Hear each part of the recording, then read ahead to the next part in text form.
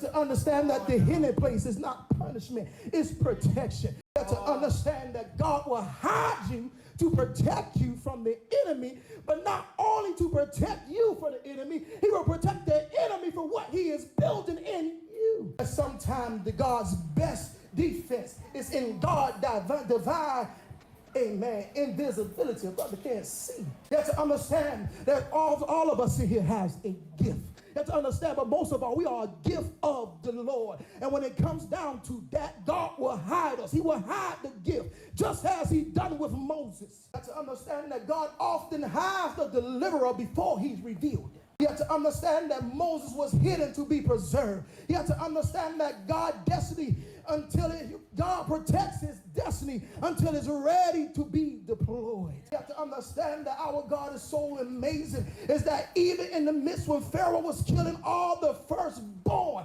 God still used Pharaoh's daughter to hide Moses. You have to understand that in your hidden season, God will use the unexpected as support for you. That's why you can wonder why people talk about you, but they still want to sow into you. That's why you wonder why people look at you crazy, but they still want to be a blessing unto you. It is not them, it's the God that's working through you. To understand that God oftentimes hides you, appreciate it, to help you refocus your identity. And to understand that the hidden place is not punishment, it's protection. It is where purpose is planted and pride is killed. To understand that the hidden place strips you to your core. You have to understand God can build you up even when you are strong. You have to understand that in the hidden season, you cannot reject the cave.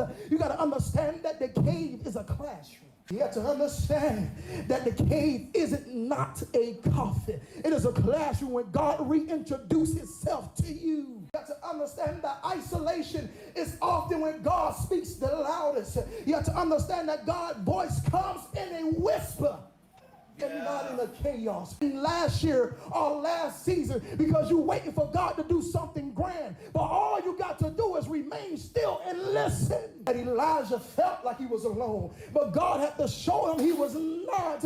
God had to take him into a cave and say, just be quiet. Let me whisper something into your ear. You got to understand that isolation. Don't confuse isolation with abandonment. You have to understand that God will clear the room out so he can speak directly to you. The Bible said when Jesus went to the house with the little girl, and the Bible said there was so much confusion that Jesus said, oh, y'all get out. And he speak to the girl and said, Talitha